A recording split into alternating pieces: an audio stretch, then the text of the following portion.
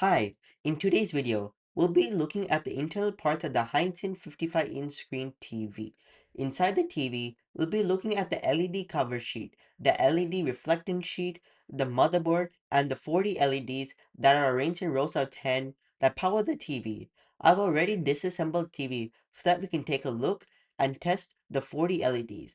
I'll be reassembling the TV with brand new 40 LEDs, the screen, the LED cover, the LED reflecting sheet, the motherboard, and all its cables. Let's get started. Here, I'm testing the LED strips. The first row is lighting up. We can see that the second row is being tested with positive, negative, and we can see that the LEDs are lighting up. Now the third row is being tested, and we notice that the LEDs are working. I'm unplugging the 4 LED power supply cables. Now we're heating up the LED strip so that it can be removed from the TV. We can see that the first LED strip is coming out nicely, and the second one we're heating up, which is also coming out nicely. Once we do that, we can put the new LED strips. I did the same for the third and fourth rows. Now I'm heating up the black piece, which is the gum, and placing the new LED strips on top of it. And since the LED strip is not hot enough to go sit on top of the gum, we're heating up once again.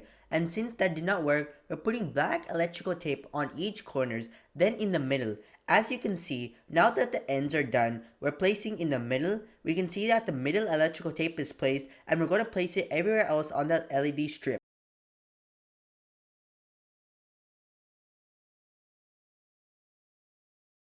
Now that the first, second, and third LED strips are secured down with electrical tape, the fourth one we're placing electrical tape everywhere so that we can secure it down neatly and nicely. We're placing it in the front and everywhere else.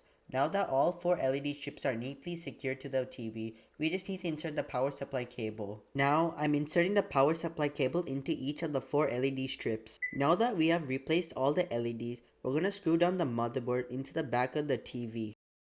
Now I'm plugging in the LED power supply cable into the motherboard. Now I'm going to place the power supply cable, and we notice that the LEDs are going to turn on and off in a sleep pattern mode, which is working right now. All the ones that are replaced. Now I'm putting back the LED cover sheet of the LEDs, which I'm making sure the cutouts are fitting with the LEDs. Then I'm putting the sides aligning with the grooves of the TV so that it goes and fits nicely. Now I'm checking the gum of the reflectance sheet on which side it's on. Now I'm inserting the top of the reflectance sheet where it has the gum into the TV. Now that everything is assembled, we place the display on top of the TV so that we can put the motherboard and all the rest of the components and test whether it's working or not. I'm putting the bottom cover of the TV with using tape on each corners so that it sticks to the display and it covers the bottom portion of the TV. Now I'm reassembling the motherboard by first putting down the 2 screws so that it reseats the motherboard. Now I'm reassembling both display cables onto the TV. The TV has been fully reassembled. We noticed that once we turn it on, that the screen has been cracked. Even though everything is working, we noticed that the screen is cracked. And that's it for today's teardown. We've tested the old 40 LEDs, replaced them, tested the new ones, and put all the display parts back together. Finally, we installed the motherboard and the power cables.